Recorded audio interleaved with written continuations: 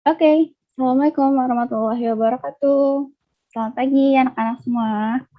Yuk, on cam kita biar bisa mulai untuk pembelajaran hari ini. Yuk.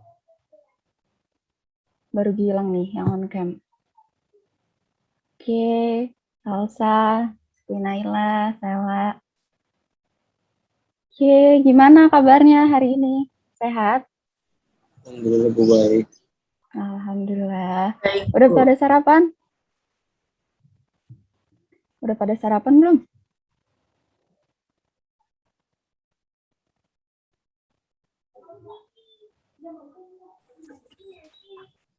Oke. Nah, hari ini insya Allah kita akan melanjutkan pembelajaran kita hari ini, tapi sebelumnya kayak biasa Ibu mau absen dulu ya. Aini Armenia ada? Aini. Hadir, Bu. Oke, nih. Alivia Zahra? Hadir, Bu. Oke. Alisa Ismail? Belum ada ya. Anissa Destiani? Hadir, Bu. Oke. Anissa Febriani? Hadir, Bu. Oke. Aulia Anissa? Hadir, Bu. Oke. Hairul Nisa? Hadir, Bu. Oke. Destri Oktaviani?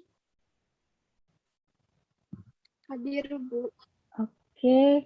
Dita Mawarjati? Dita ada Dita? Belum ada ya? Oke. Gilang Ramadan? Hadir, Bu. Oke. Gita Aulia Ramadhani? Hadir, Bu.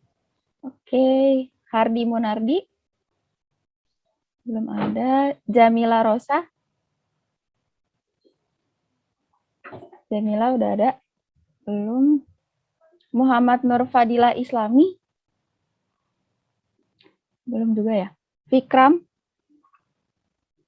Belum ada. Mutia Rizkiani? Hadir, Bu. Oke. Naila Putri? Hadir, Bu. Oke. Nindi Lisdia? Hadir, Bu. Oke. Novelia? Novel belum. Novrianti? Hadir, Bu. Oke. Oktorino? Hadir, Bu. Oke, Oktorino. Putri Amiani? Putri Amiani belum ada. Rahma Oktavia? Belum ada juga ya. Rahma. Renanda Nadia? Hadir, Bu. Oke. Rizky Puspitasari? Hadir, Bu. Oke. Sadrina Meliana Putri? Hadir, Bu. Oke. Salwa? Hadir, Bu. Oke. Satria Gustandi? Belum ada ya, Satria. Oke. Satrio Junario? Hadir, Bu. Satrio? Tadi kayak ada. Satrio suaranya nggak keluar, Satrio. Kayaknya itu deh, sinyal. Sela Aprilia? Hadir, Bu. Oke. Lalu Siti Naila Sari? Hadir, Bu. Oke. Sulistiana? Belum ada. Suryadana? Hadir, Bu. Oke. Syafitri Rahayu? Syafitri ada? Belum ada. Salsabila Khairunisa? Hadir, Bu. Oke. Umiroh? Umiroh belum ya? Oke.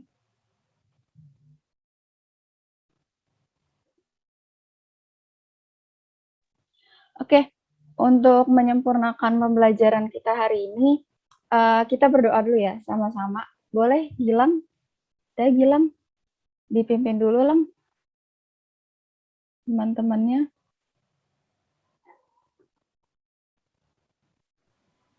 Sebelum memulai pelajaran, alangkah baiknya kita berdoa menurut kepercayaan masing-masing. Berdoa dimulai.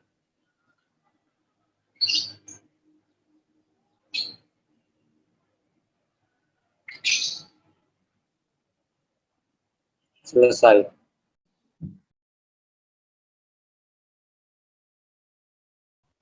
Oke, terima kasih Gilang.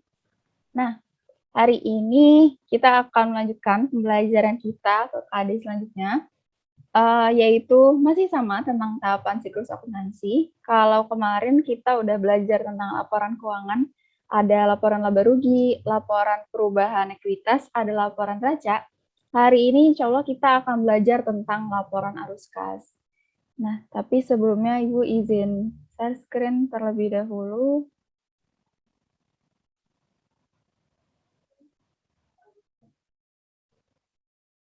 Sudah terlihat slide Sudah, share-nya? Oke. Nah, sebelum belajar, tapi kita harus tahu dulu nih, sebenarnya kita udah siap belum sih untuk belajar hari ini? Gimana? Anak-anak semuanya udah siap untuk belajar hari ini? Udah siap? Oke. Nah, biar makin enak lagi, kita nge-review dulu materi-materi sebelumnya. Jadi anak-anak bisa jawab nih, selanjutnya bakalan ada TTS, nanti anak-anak bisa disesuaikan ya. Oh, jawabannya apa nih gitu, sesuai kolom yang sesuai. Oke, ini udah ada kotak-kotaknya. Pertanyaan pertama, pertanyaan 1 mendatar. Jurnal yang digunakan untuk menyesuaikan saldo akun neraca saldo ke saldo yang sebenarnya adalah jurnal. Ada yang Saya, Bu. Iya, siapa tuh? Jamila. Apa, Mil? Jurnal penyesuaian. Oke, jurnal penyesuaian. Jawabannya benar ya, jurnal penyesuaian. Jadi, jurnal penyesuaian itu adalah jurnal yang nantinya akan digunakan. Sebentar. Ya, jurnal yang digunakan untuk menyesuaikan saldo, yang dimana dari akun sebelumnya yang ada di neraca saldo ke neraca saldo yang sebenarnya. Jadi kan selama satu periode itu kita nyari nih berapa sih yang sudah terpakainya gitu. Oke, soal yang kedua, ketika pendapatan lebih besar daripada beban, berarti perusahaan mendapatkan? Saya, Bu, salsa. Saya bilang, Bu. Saya, Bu, salsa. Iya, Sal, apa, Sal? Laba. Laba, oke. Kita lihat laba. Benar ya, laba. Ketika untung, berarti artinya mendapatkan laba. Oke, nomor 3, pengambilan untuk kepentingan pribadi adalah? Ada yang ingat? Priv, Bu. Boleh langsung sebut nama siapa? Nurul Nisa. Oke, apa nih? Priv. Oke, prive. Benar ya, prive adalah pengambilan untuk kepentingan pribadi. Soal nomor 4, kekayaan yang dimiliki oleh perusahaan disebut? Saya, Bu. Siapa tuh? Mutia ya? Oke, apa Mut? Modal. Modal. Nomor 4, coba. Yang dimiliki oleh si perusahaan. Aset. Aset, Bu. Saya, Bu. Siapa tadi? Jadinya? Mutia ya? Iya, aset. Oke, benar ya. Aset. Nanti yang jawab boleh langsung Biarin, Bu. sebutin namanya dulu ya. Oke, selanjutnya nomor 5. Nah, kalau hak kekayaan pemilik, apa nih disebutnya? Kalau tadi perusahaan aset, kalau punyanya si Modal. pemilik. Siapa yang jawab? Bisa, Bu. Bisa. Apa nih? Modal. Modal. Oke, good. Modal, benar. Jadi kalau kekayaan yang dimiliki oleh perusahaan disebutnya harta atau aset atau aktiva. Sedangkan kalau punya pemilik itu namanya adalah modal. Oke, udah banyak nih yang kejawab. Selanjutnya kita ke pertanyaan menurun. Equity adalah nama lain untuk? Saya bilang, Bu. Iya, boleh Gilang. Ekuitas. Oke, ekuitas benar ya. Bentar, ditulis dulu namanya. Gilang. Lanjut, nomor 7. Worksheet adalah nama lain untuk neraca? Saya, Bu, bilang, Bu. Boleh apa, Lang? Lajur. Oke, benar ya. Neraca lajur. Nomor 8. Salah satu komponen yang ada pada laporan laba rugi adalah ada yang bisa komponen yang ada dalam laporan laba rugi. Nih, 8 ke bawah. Huruf keduanya, huruf keempatnya A.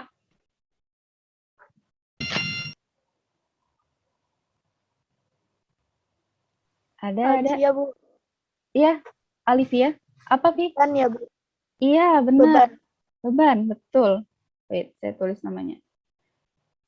Benar ya, beban. Jadi komponen di laba rugi yaitu ada pendapatan dan ada beban gitu. Kalau pendapatan berarti nantinya akan menambah modal perusahaan, kalau beban berarti akan mengurangi modal perusahaan. Yang terakhir, laporan keuangan yang berisi aset, liabilitas, dan ekuitas Saya, Bu. disebut. Bu. Ya, boleh. Saya, Bu, salah. Ini, Bu. Neraca. Ya, siapa nih? Salwa atau ini? Salwa, Bu. Oke, apa Salwa? Neraca. Neraca. Oke, benar ya. Neraca. Jadi, kemarin nih yang kita pelajarin ada 3 laporan keuangan.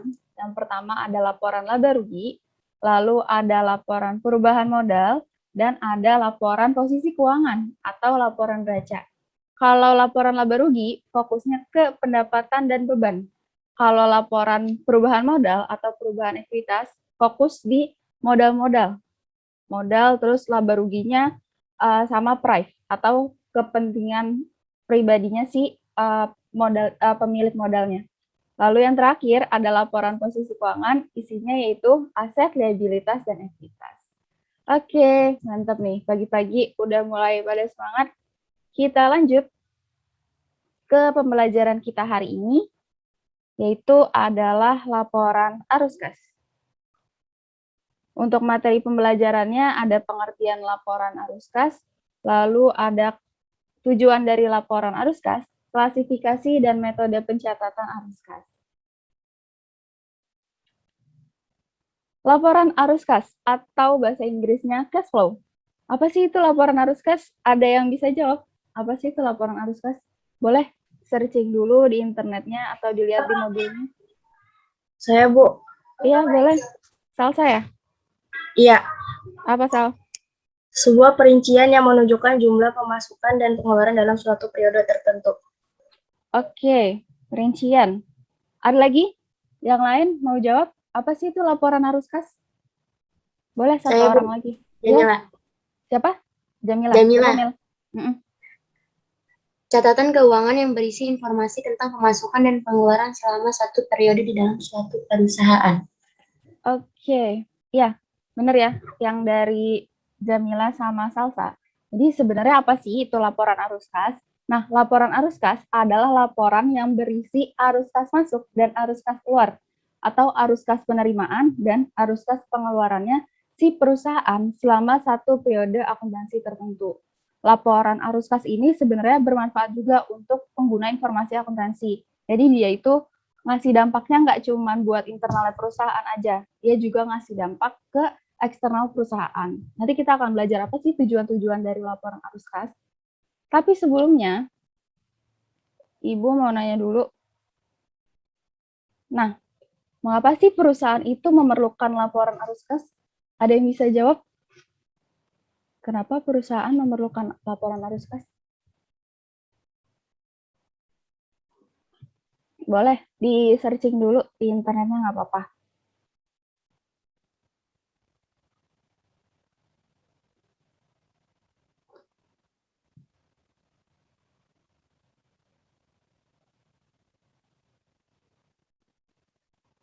Ada yang bisa jawab kenapa sih perusahaan? Saya, Bu, Salwa. Iya, boleh, Sal. Apa, Sal? Karena berfungsi sebagai laporan yang menunjukkan arus masuk dan keluar kas perusahaan pada suatu periode akuntansi. Arus kas bisa membantu Anda mengontrol kondisi keuangan secara rutin, juga mengetahui secara pasti sumber pemasukan dan pengeluaran perusahaan.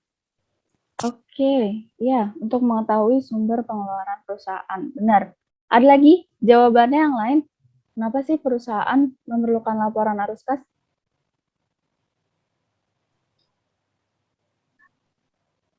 Saya, Bu.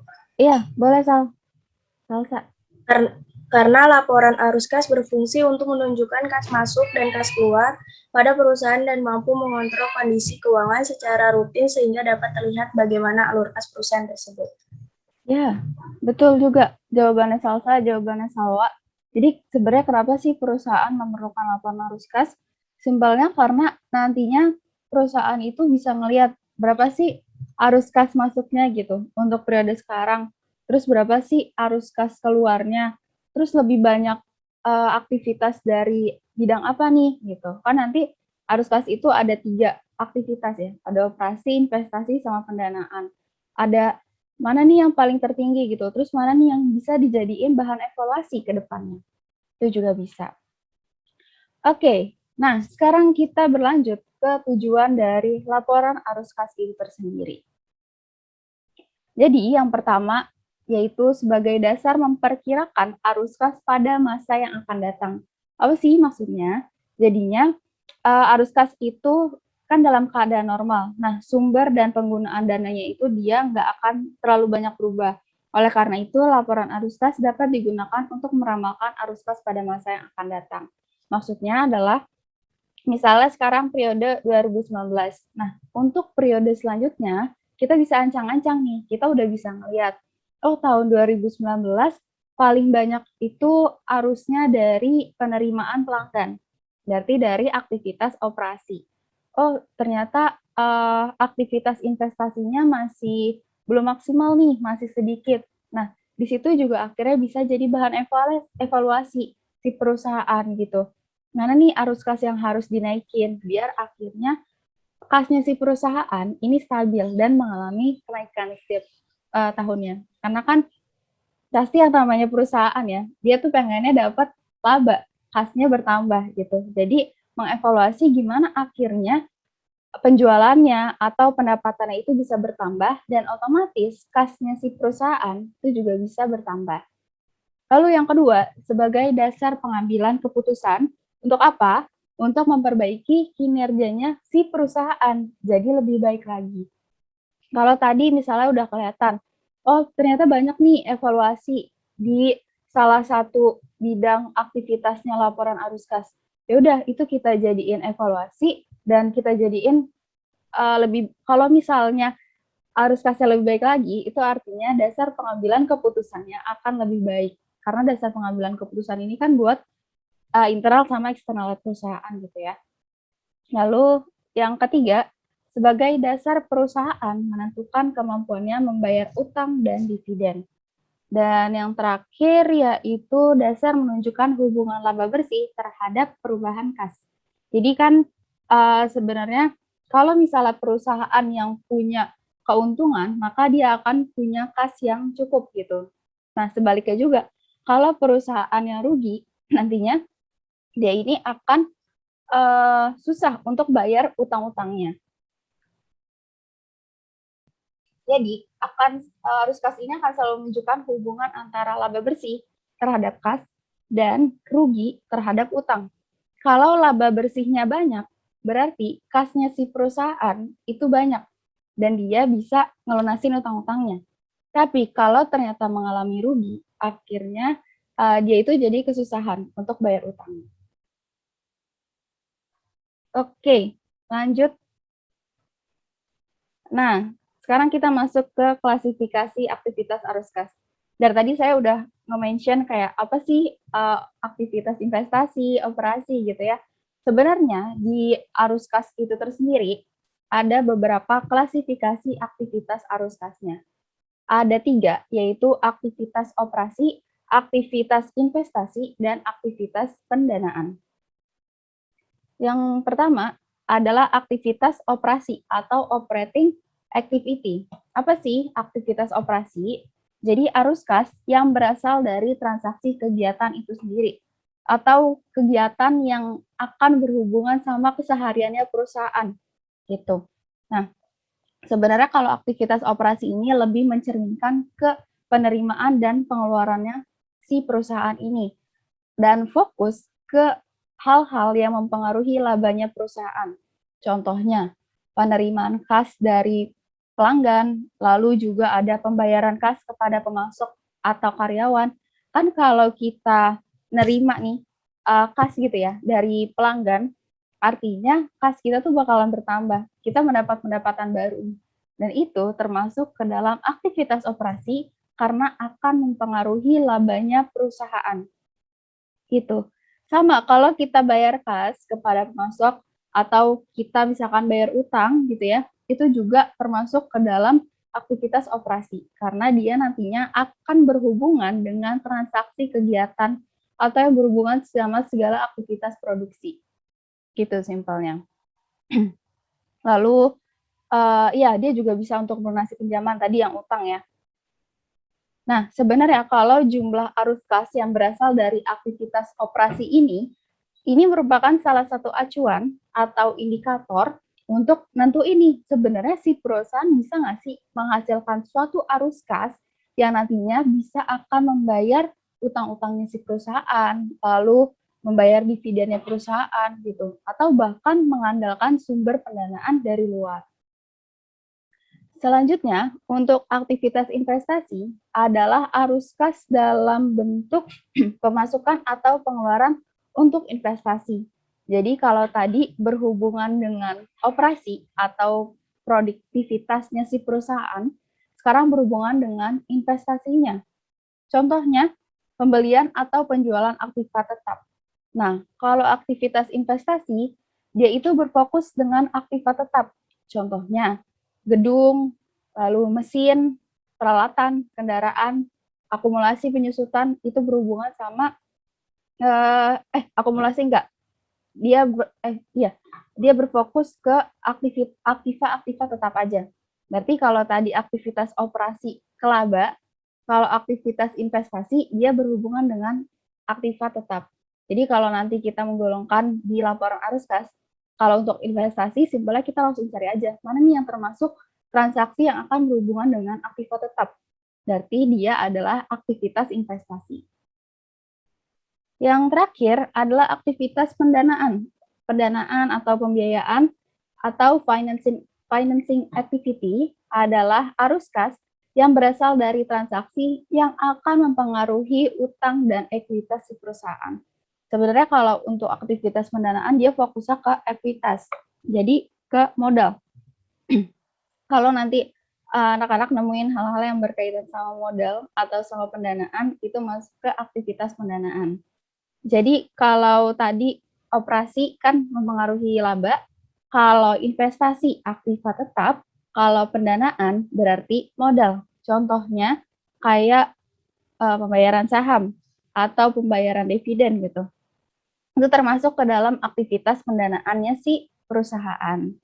Nah, pengungkapan terpisah arus kas yang timbul dari aktivitas pendanaan perlu dilakukan sebab berguna untuk memprediksi klaim terhadap arus kas masa depan oleh para pemasok modalnya si perusahaan. Gitu.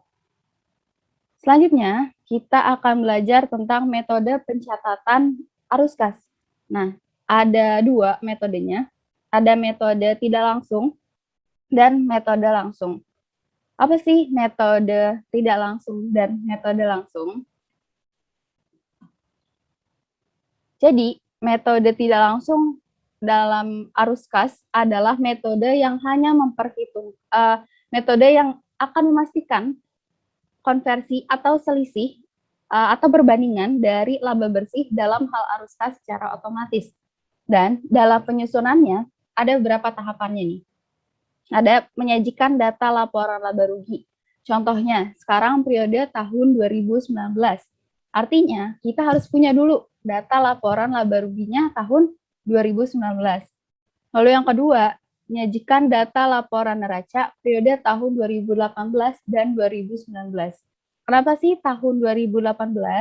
Karena untuk membandingkan, ini masuk yang ketiga, untuk membandingkan neraca dalam dua periode. Nah, yang diambil adalah periode tahun ini dan periode sebelumnya. Kenapa sih dibandingkan? Karena kita pengen lihat, oh ternyata pada periode 2018 ke 2019 berapa sih kenaikannya atau berapa sih penurunannya gitu. Dan nanti di situ akan terus ada perbandingan-perbandingan gitu. Tapi kalau misalkan sekarang periode 2019, nggak mungkin kita ngebandingin sama periode 2020 karena yang pertama periodenya belum masuk dan yang kedua pasti laporannya itu juga belum ada gitu. Baru terakhir kita susun laporan arus kasnya. Berapa nih laporan arus kasnya? Nah, ini ada contoh bentuk akhir dari arus kas metode tidak langsung. Jadi ini sebenarnya harusnya sebelumnya ada data dulu ya, data perbandingan neracanya. Jadi misalkan nanti anak-anak kumpulin laporan neracanya periode berarti sekarang 2021, misalkan 2021 sama 2020 udah dibandingin. Nah, labanya atau ruginya pertama kita lihat dulu ngalamin kenaikan atau enggak gitu. Oke, ternyata ngalamin kenaikan gitu. Terus misalkan piutang dagang juga mengalami kenaikan. Cadangan kerugian, di sini contohnya ngalamin kenaikan. Persediaan barang dagang kenaikan. Nah, ternyata di perlengkapan terjadi penurunan. Nah, mulai deh tuh disusun-susun, dijadiin perbandingannya sampai mendapatkan hasil total akhirnya. Selanjutnya, yaitu adalah metode pencatatan langsung, yaitu metode yang hanya memperhitungkan transaksi tunai dan menghasilkan arus kas dari berbagai pengelompokan klasifikasi arus kas. Untuk penyusunan laporannya, yaitu berdasarkan pengelompokan klasifikasi aktivitas arus kas. Klasifikasi yang tadi tuh yang udah kita pelajarin, ada aktivitas operasi, investasi, sama pendanaan, itu kita jadiin acuan. Kalau di perusahaan dagang, berarti kita fokus ke jurnal penerimaan kas dan pengeluaran kas. Karena kan itu dua jurnal yang mempengaruhi kas. Tapi kalau di perusahaan jasa, karena jurnalnya cuma ada satu, jadi kita fokus ke jurnal umum aja gitu. Kadang saya kalau ngerjain laporan arus kas, suka langsung lihat dari soalnya aja, atau kadang lihat dari jurnalnya gitu. Jadi biar lebih enak aja. Nah, ini ada contoh dari laporan arus kas metode langsung. Jadi, cara pengerjaannya, yang pertama, kita golongin dulu nih, setiap transaksi. Mana sih yang termasuk kegiatan operasi, investasi, sama pendanaan atau pembiayaan. Kalau udah, kita lihat lagi. Misalnya, kita ngerjain dari kegiatan operasi dulu ya. Kita lihat, mana sih yang termasuk kas yang menambah. Nah, ternyata ada kas yang diterima dari pelanggan. Kita masukin. Misalnya, kas yang diterima dari pelanggan itu 10 juta, gitu. Udah nih, nggak ada lagi kas ditambahnya. Itu dalam satu periode, kita jumlahin. Contohnya tanggal 1, tanggal 5, tanggal 7, tanggal 9, itu ada kas yang diterima dari pelanggan. Kita jumlahin sampai kita masukin totalnya ke kas yang bertambah dalam kegiatan operasi. Kalau udah semuanya dan nggak ada lagi, masuk ke kas yang berkurang. Di sini contohnya ada membeli persediaan, membayar biaya operasi, membayar biaya bunga, membayar pajak. Kita lihat lagi di setiap transaksinya. Benar nggak sih transaksinya ini doang? Gitu. Nah, kalau udah, karena ini ada banyak transaksinya, kita jumlahin dari yang kas membeli persediaan sampai kas membayar pajak. Kalau udah, misalnya dapatlah hasil 5 juta.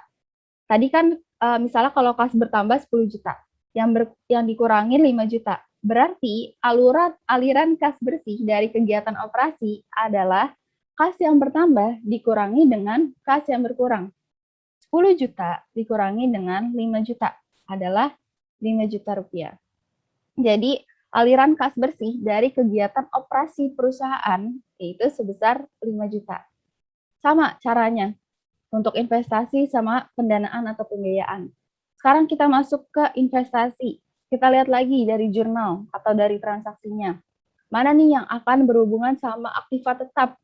Gitu. Kita cari yang berhubungan sama peralatan, sama kendaraan, atau investasinya langsung kita cari juga.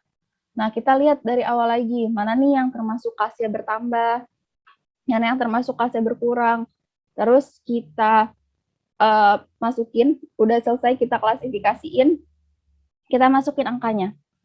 Nah, kalau udah, kas yang bertambah dikurangi dengan kas yang akan mempengaruhi pengeluarannya perusahaan dalam kegiatan investasi. Gitu.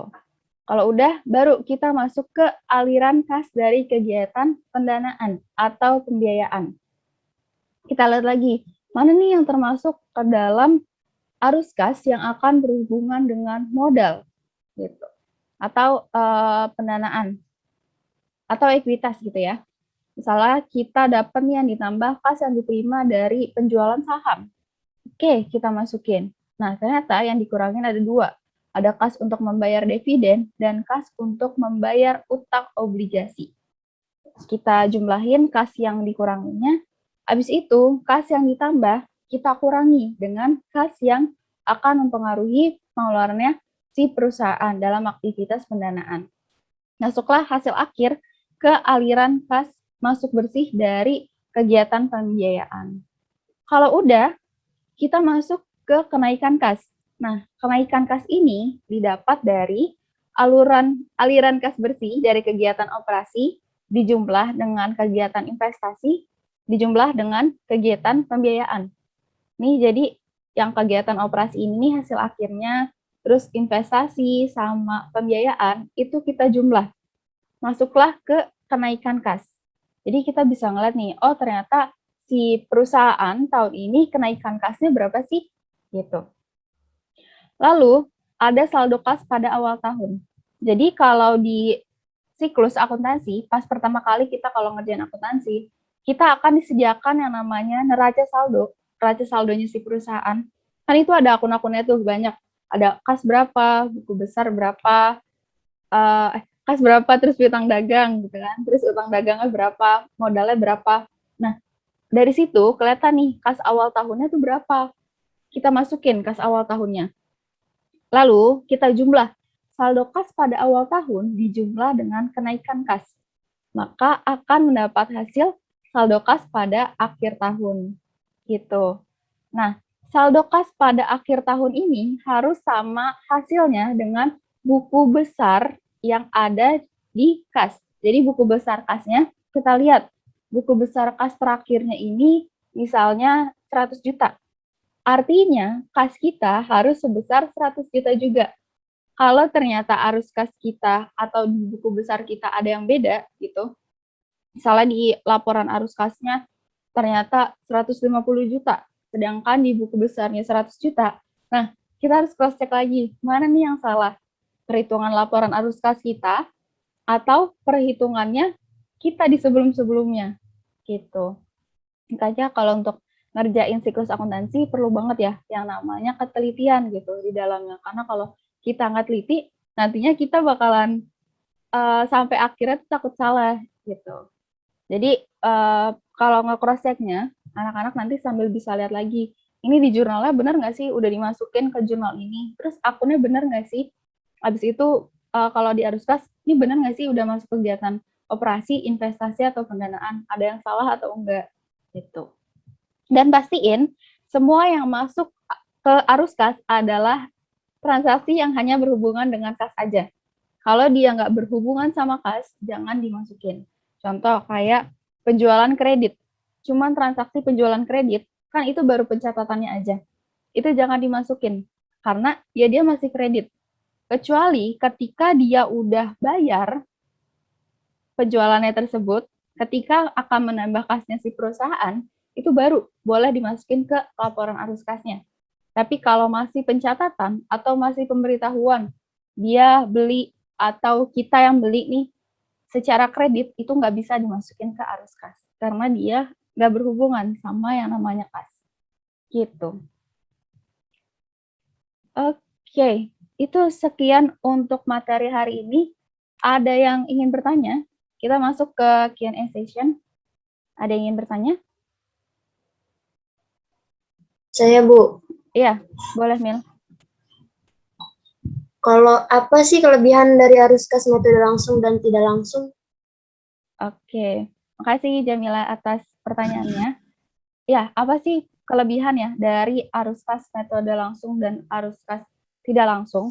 Jadi kalau arus kas langsung itu dia pelaporannya itu fokus ke sumber dan penggunaan dana kasnya. Kayak yang tadi, kita cuma fokus ngelihat ke jurnal-jurnalnya atau ke transaksinya. Berarti kita cuma fokus ke penggunaan dana kasnya. Nah, sebenarnya lebih enaknya lagi, metode ini tuh lebih mengklasifikasikan tergantung dengan aktivitasnya si arus kas ini. Contohnya kayak tadi yang aktivitas arus kas dari aktivitas operasi.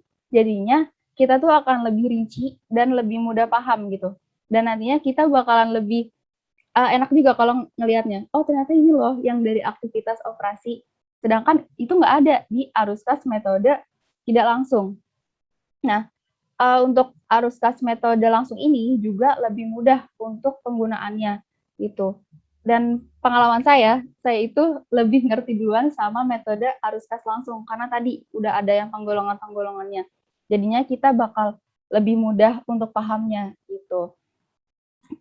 Terus kalau untuk si pelaku usaha gitu ya, itu juga lebih mudah untuk mengevaluasi keuangannya. Karena tadi misalnya periode ini aktivitas operasinya udah aman, tapi ternyata pas kita lihat aktivitas investasinya ini masih belum maksimal atau di pendanaan kita masih belum maksimal. Nah, hal itu bisa dijadikan bahan evaluasinya si perusahaan. Gimana nih caranya biar di periode tahun depan aktivitas pendanaan ini juga bisa seimbang gitu. Gimana nanti pada di aktivitas selanjutnya aktivitas investasi ini juga bisa dapat maksimal. Terus misalnya kita nanti nemuin arus kas yang ternyata lebih banyak pengeluaran kasnya daripada penerimaan kasnya. Itu juga bisa dijadiin evaluasi. Gimana caranya perusahaan atau strategi baru atau inovasi barunya si perusahaan biar tahun selanjutnya dia akan lebih banyak mendapatkan pemasukan kas dibandingkan dengan pengeluaran kas gitu. Sedangkan untuk kelebihan dari metode arus kas tidak langsung itu dia itu lebih fokus ke perbedaan dari laba bersih dan arus kas dari berbagai aktivitas operasional. Kalau arus kas tidak langsung itu lebih ke perbandingannya. Jadi kita nggak mengklasifikasikan banget, tapi kita udah tinggal sediain aja laporan sebelumnya sama laporan tahun ini, terus kita bandingin. Oh, mana nih yang mengalami kenaikan, mana yang mengalami penurunan. Kayak gitu. Kalau udah dicari selisihnya, misalnya selisihnya tahun lalu itu 5 juta, tahun sekarang 3 juta. Berarti selisihnya 2 juta. Nah, itu terjadi penurunan. Kalau untuk di arus kas metode tidak langsung, itu akan lebih mudah karena kita hanya mencari perbandingannya aja gitu. Terus juga datanya lebih dapat didapatkan karena lebih mudah gitu ya, nggak harus yang mengklasifikasikan dulu gitu, kayak metode arus kas langsung. Jadi dia emang udah fokus ke perbandingannya aja. Gitu, Mil. Gimana? Kejawab nggak, Mil? Jawab, Bu. Makasih ya, Bu. Iya, sama-sama. Ada lagi yang ingin bertanya?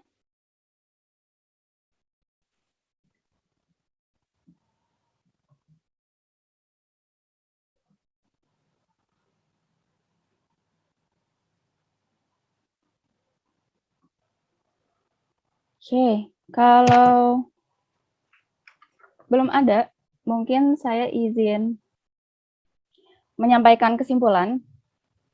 Untuk kesimpulan pada hari ini, jadi kita belajar tentang laporan arus kas, adalah laporan-laporan yang nantinya kita akan bisa melihat nih, gimana sih arus kas si perusahaan dari sisi penerimaan atau sisi pengeluaran. Terus tadi tujuannya ada dasar memperkirakan arus kas pada masa yang akan mendatang, lalu dasar pengambilan keputusan, lalu juga ada untuk menentukan kemampuannya perusahaan dalam membayar dividen, lalu sebagai dasar menunjukkan hubungan laba bersih terhadap perubahan kasnya si perusahaan. Lalu klasifikasi aktivitas dari arus kas ada 3. Ada aktivitas operasi yang berfokus ke transaksi kegiatannya si perusahaan. Lalu ada aktivitas investasi yang berhubungan dengan investasi ataupun aktiva tetap. Dan yang terakhir ada dari aktivitas pendanaan yang berhubungan dengan modal. Dan yang terakhir, metode pencatatannya ada metode langsung dan metode tidak langsung. Mungkin sekalian nge-review materi yang sebelumnya. Takut anak-anak masih ada yang kurang paham tentang kalau neraca lajur udah ya kita bahas tentang laporan keuangan. Sebenarnya laporan arus kas ini juga termasuk ke dalam laporan keuangan. Jadi laporan keuangan itu ada 4. Yang pertama laporan laba rugi, perubahan modal, sama laporan posisi keuangan dan arus kas. Nah sekarang itu juga ada catatan atas laporan keuangan. Cuman masih banyak sih perusahaan yang belum pakai CLK itu. Jadi kita untuk sekarang belajar sampai laporan arus kas saja. Untuk laporan laba rugi adalah laporan yang nantinya akan digunakan untuk mencatat segala pendapatan dan beban. Jadi kalau kita mau ngelihat berapa sih pendapatannya, berapa sih bebannya si perusahaan, terus tahun itu perusahaan ini laba atau rugi sih, itu bisa dilihat dari laporan laba ruginya. Sedangkan kalau untuk laporan perubahan modal digunakan untuk melihat modalnya terjadi penambahan berapa atau terjadi pengurangannya berapa. Caranya yaitu modal awal ditambah dengan laba kalau dia untung, tapi kalau dia rugi berarti dikurangin, lalu dikurangi lagi dengan price kalau ada, dikurangi lagi dengan dividen kalau ada, sampai akhirnya kita ketemu kenaikan kasnya berapa, pengurangannya berapa, dan kelihatan di akhir saldo akhirnya berapa. Terakhir untuk laporan posisi keuangan, laporan yang akan menunjukkan posisinya aset, lalu dan pasifa. Jadi ada aktiva, ada pasifa ya sebenarnya. Pasifa itu adalah liabilitas dan ekuitas. Nah, di situ kita akan kelihatan berapa sih ternyata total aktivanya, berapa total liabilitas dan ekuitasnya. Nah, si totalnya aktiva ini harus balance dengan total dari liabilitas dan ekuitas. Jadi di laporan keuangan ini dia tuh harus semuanya berkesinambungan atau berhubungan. Kenapa? Karena dia akan mempengaruhi laporan-laporan yang lainnya. Kayak tadi, kalau laporan laba ruginya salah, dia akan berpengaruh ke laporan perubahan modal. Perubahan modalnya salah, berpengaruh ke laporan neracanya. Laporan neraca salah, berhubungan akan ke laporan arus kasnya. Gitu. Oke, mungkin itu untuk materi hari ini. Sekali lagi ada yang ingin bertanya? Boleh, nggak apa-apa kalau mau ditanyakan. Oke, buat anak-anak yang belum absen, silahkan absen untuk hari ini. Kalau ada yang kendala di absen, bilang ya ke saya, nggak apa-apa. Ini udah ada temennya ternyata yang lagi kendala di absen gitu. Untuk tugas yang belum mengerjakan atau masih ada yang nilainya belum mencapai 80, bisa dikumpulin kembali tugasnya sampai tugasnya benar gitu ya. Terus kalau untuk ulangan harian udah benar semua. Untuk tugas mungkin ya lebih ditekanin untuk anak-anak yang masih belum mengerjakan tugas-tugas sebelumnya, yang tugasnya masih kosong bisa dikerjakan. Untuk yang nilainya belum mencapai 80 juga bisa dikirim kembali biar nantinya nilai semester 1-nya tuh aman gitu. Oke, kalau nggak ada lagi yang ingin ditanyakan, Ibu cukupkan untuk hari ini. Terima kasih banyak anak-anak untuk hari ini yang sudah bergabung di Zoom. Semoga ilmu-ilmunya bermanfaat dan dapat diterapin ya. Nanti untuk selanjutnya nih, habis ini bentar lagi kita akan ke persamaan dasar akuntansi, ke prakteknya langsung. Jadi anak-anak bisa diulangin lagi teori-teori dari tahapan siklus akuntansi ini. Oke, tetap dijaga protokol kesehatannya kalau anak-anak lagi di luar rumah. Tetap dijaga juga kesehatannya. Salam buat orang tua di rumah. Saya cukupkan. Kurang lebihnya mohon maaf. Wassalamualaikum warahmatullahi wabarakatuh.